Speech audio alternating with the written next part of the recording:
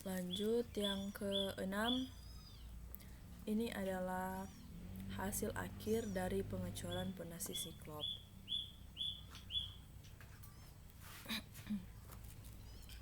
Kita masuk di pekerjaan berikutnya, yaitu pekerjaan besi penulangan.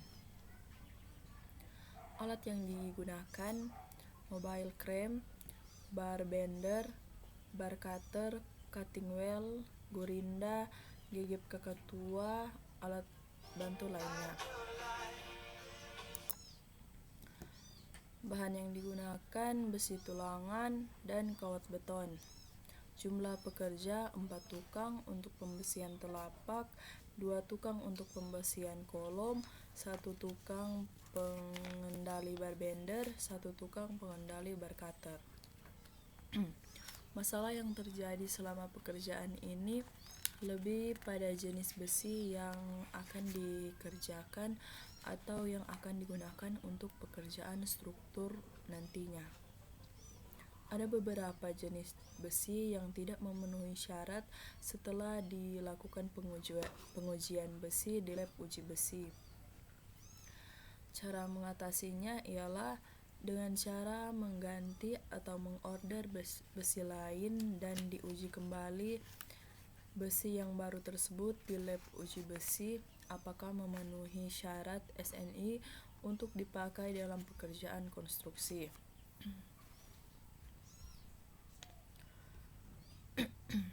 Dalam melaksanakan pekerjaan besi tulangan, pelaksana menggunakan bar bender sebagai peralatan utama dalam proses pembekokan besi dan bar cutter sebagai alat pemotong besi utama selain alat bantu pemotong lainnya seperti cutter wheel dan gurinda untuk memotong kawat beton.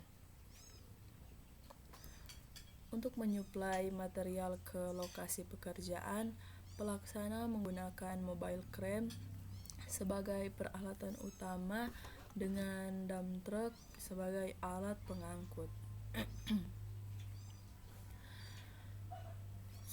Sebagai bentuk kontrol terhadap material yang digunakan, maka akan dilakukan pemeriksaan visual lapangan terhadap dimensi material yang ada menggunakan sigmat,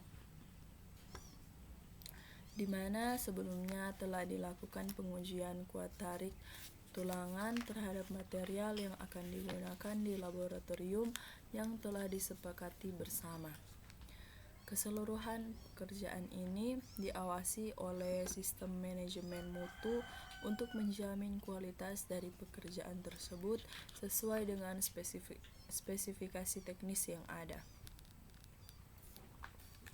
Rencana pelaksanaan pekerjaan ini disesuaikan dengan jadwal pekerjaan yang telah direncanakan, yaitu 3 minggu. Pekerjaan pile cap dilakukan setelah pekerjaan beton siklop dan dimulai dengan pekerjaan besi tulangan terlebih dahulu. Pekerjaan pembesian dilaksanakan sesuai gambar teknis.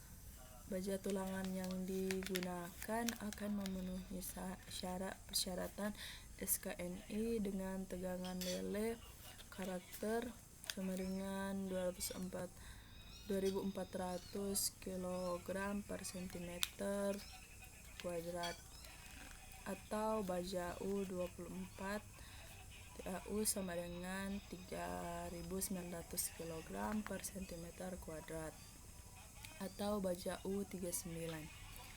Baja tulangan beton akan bersih dari serpi-serpi, karat, minyak, gemuk, dan zat kimia lainnya yang dapat merusak atau mengurangi daya lekat antara baja tulangan dengan beton. Ini adalah proses penulangan kolom dan proses penulangan pondasi telapak.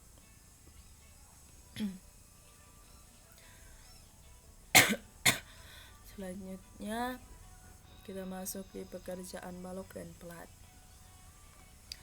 Alat yang digunakan yang pertama tool station, bar bender, concrete pump,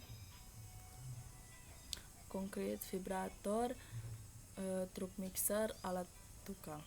Bahan yang digunakan multiplex, besi beton, kawat besi, campuran semen. Jumlah pekerja 10 tukang, 1 surveyor, 3 operator konkrit pump, 1 supir truk mixer. Masalah yang dialami dalam pekerjaan ini ialah terjadinya masalah pada alat konkrit pump saat akan melaksanakan pekerjaan pengecoran yang disebabkan karena tersumbatnya saluran atau pipa konkrit pump yang dipakai untuk menyalurkan campuran beton ke arah lokasi yang akan dicor. Cara mengatasinya ialah alat konkrit pump tersebut ditangani oleh ahli mekanik untuk diperbaiki.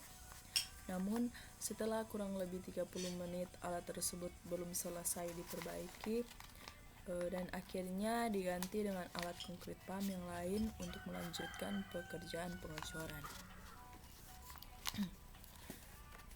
Penentuan elevasi plat lantai. Penentuan elevasi balok dan plat lantai harus dilakukan secara cermat dan teliti agar menghasilkan elevasi yang sama. Penentuan ini dilakukan dengan mengukur dari kolom atau dinding yang telah dimarking terlebih dahulu. Berikut urutan untuk menentukan elevasi balok dan plat lantai. Yang pertama, buat marking atau garis pinjaman setinggi 1 meter pada kolom menggunakan meteran yang diukur dari tinggi elevasi.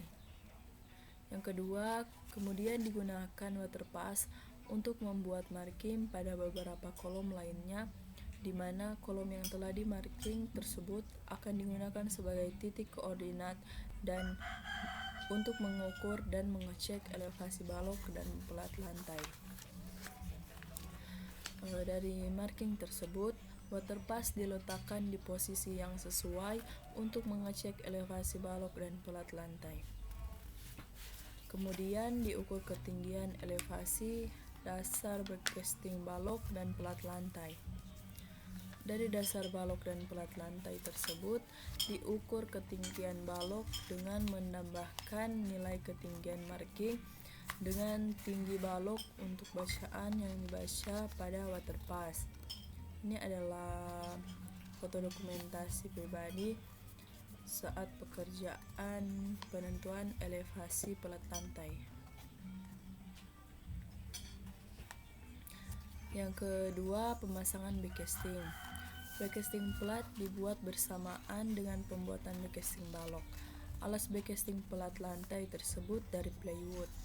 Tahap-tahap pekerjaan pemasangan backcasting plat lantai yaitu: yang pertama, pembuatan backcasting disesuaikan dengan gambar yang telah direncanakan. Yang kedua, pemasangan backcasting dengan tepat dan sudah diperkuat sesuai dengan desain dan standar yang telah ditentukan. Yang ketiga, pasang papan plywood backcasting secara lurus dan harus rapat dengan papan yang lain agar kedap air.